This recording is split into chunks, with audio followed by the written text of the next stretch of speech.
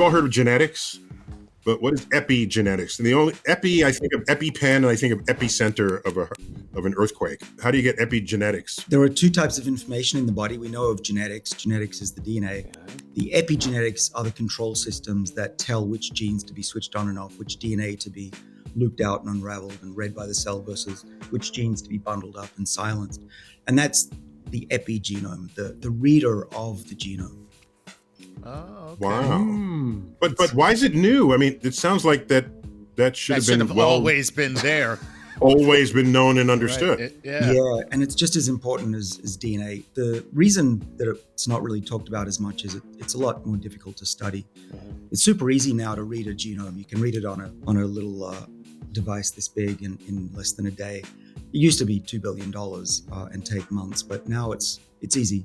But the epigenome is still hard to read because it's 3-dimensional and over time 4-dimensional, and these structures are still being elucidated. Well, just get AI to do it all, and you can go to the Bahamas while it figures it all out. Yeah, exactly. I tried. And it'll do it in a day.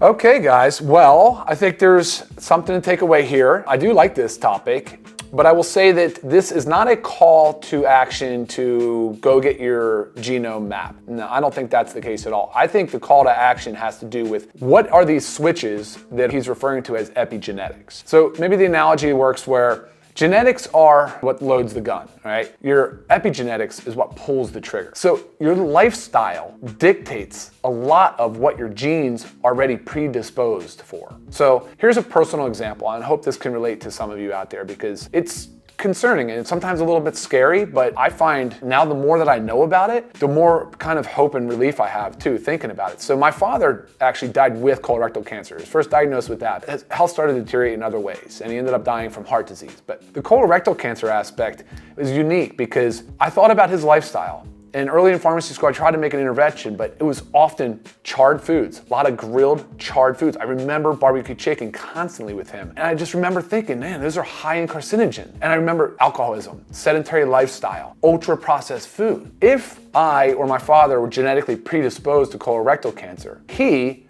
pulled the trigger because of his lifestyle. Whereas I do not. I focus on whole foods, real ingredients. I avoid carcinogenic foods. As an example is the grilled charred stuff that you would eat. It's an interesting topic. I think it's a lot above people's heads, but if you can really boil it down to recognize the fact that even with genetic predisposition due to family history, that you can control a lot of it with your lifestyle, well, that becomes a whole lot more powerful of a takeaway message. And they didn't really get into that in this video, but I'm telling you that you can do it. And that's why with Live Good and our opportunity to talk about education, it's not always just about supplements, but like this holistic view to health and important things and how incredibly powerful and necessary like exercise is and socialization and managing our stress, focusing on our sleep and dialing that in. Of course, supplementation is a big pillar of that health, but these are the things that can really create a more healthy, holistic approach to health. But don't forget, I still, like even for me, with that risk of colorectal cancer, I will still go for earlier screening.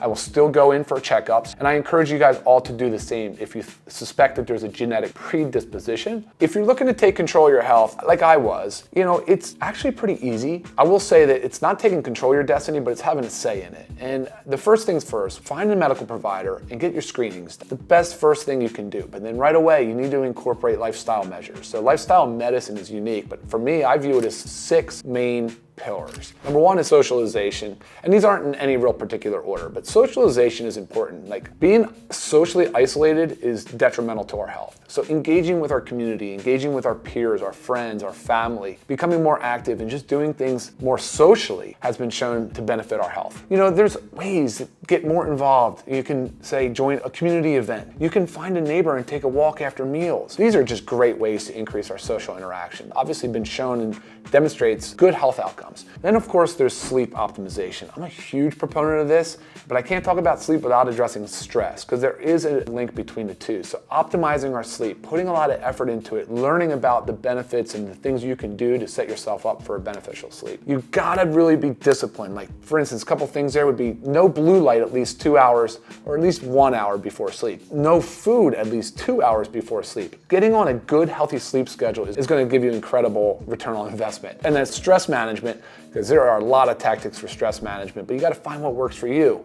You know, whether it's journaling, which has been shown to be very powerful, whether it's talking to a therapist, maybe just a certain exercise routine like yoga that you enjoy doing. Incorporating more of these tactics into your daily lifestyle can be very beneficial as well. And then we can talk about supplementation. Supplementation is so powerful. We know that people are deficient, even for the ones that eat healthy. If you drink alcohol or if you drink caffeine, if you're exercising, if you're stressed, if you're taking medications, most commonly it's that 92% of people are deficient in at least one vitamin mineral. So supplementation is actually very, very important. There's of course exercise. Guys, we need to be moving our body, and it depends on your personal abilities. Getting involved in sports and the gym and group fitness, these are all things that are absolutely worth your time, worth your effort. You'll feel incredible and actually can bring more energy throughout your day. And finally, there's nutrition. Food is medicine. About everything that we talk about is how powerful the food choices we are, how they can affect our health outcomes. So please choose more healthy food options, whole foods, real ingredients. Eat the foods under the rainbow.